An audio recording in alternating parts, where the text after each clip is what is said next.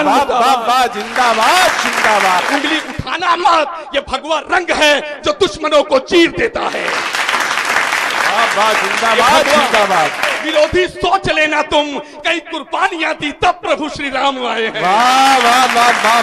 बड़ी सी बिल्डिंगों में नफरती सामान लगता है, मगर मिट्टी का अपना प्यार का मकान लगता है। न अच्छा चीन अमेरिका न पाकिस्तान लगता है, सभी देशों से सुंदर अपना हिंदुस्तान लगता है। वाह वाह जिंदाबाद जिंदाबाद। वाह वाह वाह लवलेश वाह। सभी देशों से सुंदर अपना हिंदुस्तान लगता है। आज की युवा पीढ़ी क्या लिख सकती है दादा? मैं 4 पंक्तियों में अपनी पहचान की बात बताता हूं कि युवा पीढ़ी जब मोबाइल खोल करके, यूट्यूब खोल करके अर्धनग्न तस्वीरों की तरफ भागती है, आज के युवा भी क्या लिख सकते हैं? चौथी पंक्ति सही कह दूं तो सरहद तक आपकी तालियों का जोश चला जाए कि युवा क्या लिख सकता है। मैं क्या लिखता हूं? प्रतापगढ़ की माटी से आया हूं, उन्नाव की धरा को नमन करते हुए अपनी पहचान की 4 पंक्तियां कि हसीनाओं के व्हाट्सएप पे नहीं रसपान लिखता हूं, किसी बंटी और बबली का नहीं गुणगान लिखता हूं। हसीनाओं के व्हाट्सएप पे नहीं रसपान लिखता हूं, किसी बंटी और बबली का नहीं गुणगान लिखता हूं। किसी बेटी, किसी माता, किसी राखी की खातिर ही मैं अपने फौजियों की वीरता का गान लिखता हूं। मैं अपने फौजियों की वीरता का गान लिखता हूं। मैं अपने फौजियों की वीरता का गान लिखता हूं। क्या लिखता हूं? ये गान 4 पंक्तियों में बताता हूं। देश के दक्षिण की भारत की 2% के नेता ओवैसी जैसे 2% के नेता देश को बांटने की बात करते हैं, हमारे फौजियों पर उंगली उठाते हैं। आलोक भैया, अरुणपाल भैया, सभी लोग हैं। 4 पंक्तियां फौजियों के लिए सही कह दूं तो आपका विशेष प्यार मिल जाए। इस गांव से सरहद तक चला जाए, मेरे लिए नहीं, पंक्तियों के लिए नहीं, जो देश की सरहद पर फौजी खड़ा है -, डिग्री तापमान में, जब हम आप यहां रजाई ओढ़ करके दादा बैठते हैं तब वो सरहद पे खड़ा होता है। याद रखिए, घरों में हमारी माताएं बहनें जब चूल्हा जलाती हैं, रोटी बनाती हैं, पराठे गैस पे बनते हैं, तो वो सरहद पे खड़ा फौजी -, तापमान में हमारी रक्षा कर रहा होता है। तब मैं 4 पंक्तियां पढ़ना चाहता हूं और उन फौजियों के सम्मान में उन 2% के नेताओं को जवाब देना चाहता हूं। जितने लोग सरहद के भाई खड़े हैं, इस भगवा रंग की लाश सरहद तक ले जाइएगा और फौजियों के सम्मान में एक भी हाथ खामोश न रहे। अगर नेताओं को मैं जवाब सही दे दूं, अनुज पढ़ता हूं कि ये पानी मुस्कुराहट का कभी खारा ना आएगा, ये पानी मुस्कुराहट का कभी खारा ना आएगा, विजय पथ पर चलेंगे हम, कभी हारा ना जाएगा। चौथी पंक्ति तैयार रखिएगा कि ये पानी मुस्कुराहट का कभी खारा ना आएगा, विजय पथ पर चलेंगे हम, कभी हारा ना जाएगा। ये नेता अपने बेटों को अगर सैनिक बना लेंगे तो सरहद पे कोई फौजी कभी मारा ना जाएगा। जिंदाबाद जिंदाबाद। वाह वाह वाह वाह वाह। दक्षिण में जब ओवैसी की एक सभा हो रही थी साहब, एक ओवैसी की सभा हो रही थी कुछ 1 साल पहले, तब वहां पर एक लड़की आती है, मंच पर पाकिस्तान मुर्दाबाद का नारा लगा देती है। आप सबने सुना होगा, मोबाइल का जमाना है, टेलीविजन का जमाना है, सब जानते हैं। ऐसे मंच सजा होता है साहब और ओवैसी बैठे होते हैं, एक लड़की आती है, माइक पर चिल्लाती है, पाकिस्तान जिंदाबाद। जितने लोग सच्चे देशभक्त बैठे हैं, आप ये पाकिस्तान जिंदाबाद नहीं सुन पाएंगे। तब आपके छोटे भाई लवलेश यदुवंशी ने जी न्यूज जैसे चैनल पे जाकर के और 165 देशों में ये पंक्तियां सुनी गई हैं आपके आशीर्वाद से।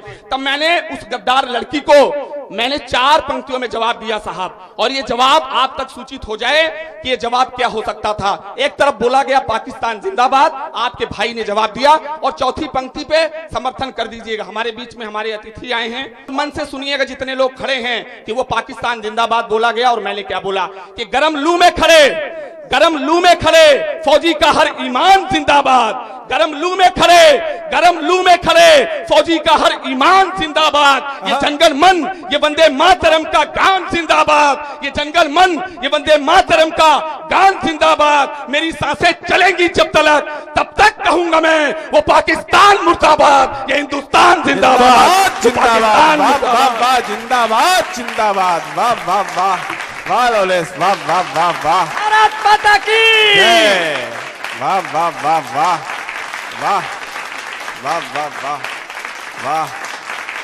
वाह।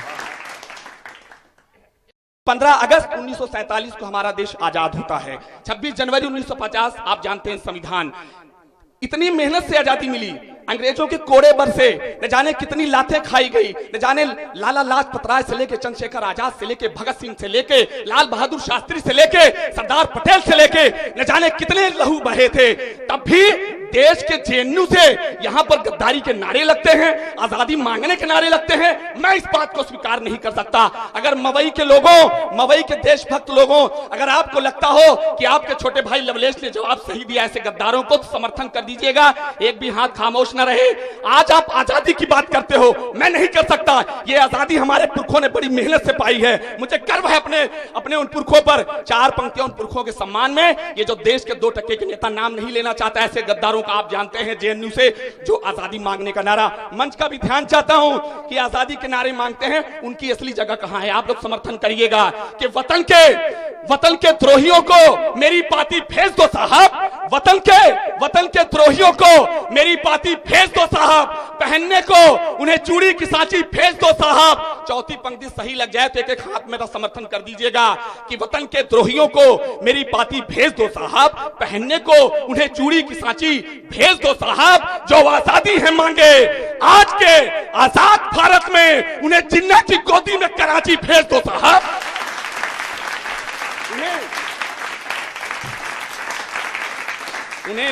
उन्हें जिन्ना की गोदी में कराची भेज दो साहब। अयोध्या की पंक्तियां की बात हुई है। अगर आपके गले में ये भगवा रंग है, मेरे पास है, आप जितने लोग हैं आपकी जिम्मेदारी बनती है। आज आपने सुबह से ये भगवा रंग पहन रखा है। जितने लोग भगवा रंग का सम्मान करते हैं, एक बार इस भगवा रंग के लिए जोरदार तालियां बजा करके बता दे कि आपने ये पहन रखा है तो इसका सम्मान होना चाहिए। और इस रंग पर भी उंगलियां उठी हैं। अयोध्या की पंक्तियां की बात हुई, मैं पढ़ूंगा, लेकिन अंबर भैया उसके सम्मान में भगवा रंग की बात जरूर बताना चाहूंगा। ये भगवा रंग क्या है? आलोक भैया आप सबने पहन रखा है, आप सब लोग खड़े हैं, इतनी दूर की यात्रा और ये भगवा रंग का गुणगान, इसकी पवित्रता बताता हूं। और भगवा रंग के सम्मान में एक भी हाथ खामोश न रहे। सनातन संस्कृति है हमारी कि यही राणा विवेकानंद की तस्वीर देता है, यही राणा विवेकानंद की तस्वीर देता है, युद्ध के क्षेत्र में लहरा के ये तकदीर देता है। यही राणा विवेकानंद की तस्वीर देता है, युद्ध के क्षेत्र में लहरा के ये तकदीर देता है। मेरे प्यारे से भगवा रंग पे उंगली उठाना मत, ये भगवा रंग है जो दुश्मनों को चीर देता है। वाह वाह, जिंदाबाद जिंदाबाद। ये भगवा रंग है जो दुश्मनों को चीर देता है। और अयोध्या की पंक्तियां, चार पंक्तियां जानिब से पढ़ता हूं। ये मंदिर बनने जा रहा है हमारे सामने अयोध्या संस्कृति पे। न जाने कितने सावन आपने देख लिए, कितनी कोर्ट कचहरी की अदालतें चल गई, कितनी सुनवाइयां हो गई। दादा मेरी पैदाइश नहीं थी, बाबरी न जाने कितना आप सबने देखा है। एक बड़ी कविता है, उसकी केवल 4 पंक्तियां पढ़ूंगा। और 4 पंक्तियां, चौथी पंक्ति में प्रभु श्री राम के अयोध्या तक आपके तालियों का जोश जाए, एक भी हाथ खामोश न रहे। मैं अपनी पंक्तियों के लिए ताली नहीं मांगता, ना मुझे ताली चाहिए, भगवान श्री राम के चरणों में आपकी ताली चाहिए। और 4 पंक्तियां उस तमीज में पढ़ता हूं, सुनिएगा। स्वागत है। अयोध्या संस्कृति के फिर नए पैगाम आए हैं। चौथी पंक्ति उन विरोधियों पर दीजिएगा जब राम मंदिर बनने लगा तब भी 2% के नेता कहने लगे कि ये कहां से बनने लगा, तब भी उन्हें उल्टी होने लगी कि अयोध्या संस्कृति के फिर नए पैगाम आए हैं। यहां मंदिर के पूजन से ही चारों धाम आए हैं। अयोध्या संस्कृति के फिर नए पैगाम आए हैं। यहां मंदिर के पूजन से ही चारों धाम आए हैं। खिलाफत करने के पहले विरोधी सोच लेना तुम, कई कुर्बानियां दी तब प्रभु श्री राम आए हैं। वाह वाह वाह वाह वाह वाह वाह, जिंदाबाद जिंदाबाद, वाह वाह वाह वाह वाह वाह वाह वाह वाह वाह वाह। कई कुर्बानियां दी तब प्रभु श्री राम आए हैं। मेरे सामने मातृत्व शक्ति बैठी हैं। अगर इन पर 4 पंक्तियां, हम पर इल्जाम लगते हैं साहब ओज कवियों पर कि आप आते हो बड़ी चिल्लम चिल्ला पाकिस्तान चाइना पर करते हो, ऐसा नहीं है साहब। मुद्दे की बात करके जाऊंगा और आपके चरणों में अपना आशीर्वाद, आपका आशीर्वाद पा करके जाना चाहता हूं। मेरे बुजुर्ग बैठे हैं, सम्मान करिएगा, साथ दीजिएगा। अगर आप चाहते हैं कि मैं थोड़ा सा और पढ़ सकूं तो प्रताप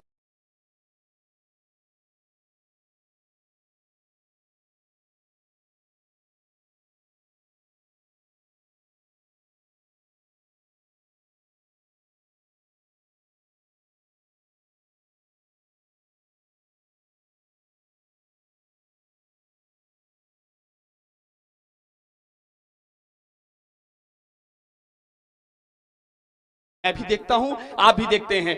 21वीं सदी हो चुकी है, लेकिन फिर भी कहीं ना कहीं टीस है। आप हरियाणा उठा के देख लो, राजस्थान उठा के देख लो, सबसे लिंगानुपात सबसे कम यही का आपको मिलेगा।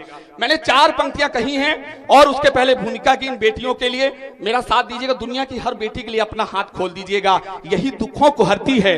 आप भी अपना हाथ खोलिएगा, यही दुखों को हरती है, यही तो मर्म लेती है, यही दुखों को हरती है, यही तो मर्म लेती है, यही लज्जा, यही इज्जत, यही तो शर्म लेती है। ये बेटी 2-2 घरों का पालन करती है, मायका भी देखती है, ससुराल भी देखती है, और 9 महीने का दर्द जो ये झेल सकती हैं, मेरे और आप में किसी के बस की बात नहीं है। इन बेटियों के सम्मान में एक बार हाथ खोल दीजिएगा, इनका दर्द कोई नहीं झेल सकता।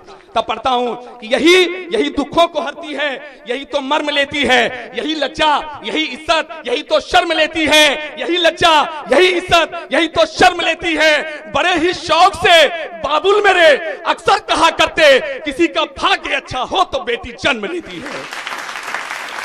किसी का ओलंपिक खेल होते हैं, आपने देखा होगा, महेंद्र सिंह धोनी से लेके क्रिकेटर से लेके चाहे रोहन बोपन्ना हो या बहुत से ऐसे खिलाड़ी हमारे यहाँ मेडल ले आते हैं। एक तर्क की बात, एक सच बात कहने चल रहा हूं। अगर आपको लगे कि हमारे पुरखों ने बहुत से ऐसे दर्द किए हैं, हमारे पुरखों ने ऐसे गलत काम किए हैं, तो इन बेटियों के सम्मान में हाथ खोलिएगा। मैंने जब पिछले बार का दादा पेपर पढ़ा, उसमें 2 नाम पढ़े, दुती चंद और हिमा दास, हमारे देश की गर्व बेटियां हैं जिन्होंने देश को मेडल दिलाया था। लेकिन क्या ये पुरुषों की तरह और मेडल नहीं आ सकते थे? क्या ये और भीड़ नहीं हो सकती थी? मैंने जवाब दिया है। आप लोग समर्थन करिएगा, समर्थन चाहता हूं, आपके हौसले से मैं खड़ा हूं, आपका हौसला नहीं होगा तो मैं नहीं खड़ा हो सकता। 4 पंक्तियां, ये मेडल और आ सकते थे। तीसरी पंक्ति में आपको जवाब आएगा कि ये मेडल क्यों नहीं आए।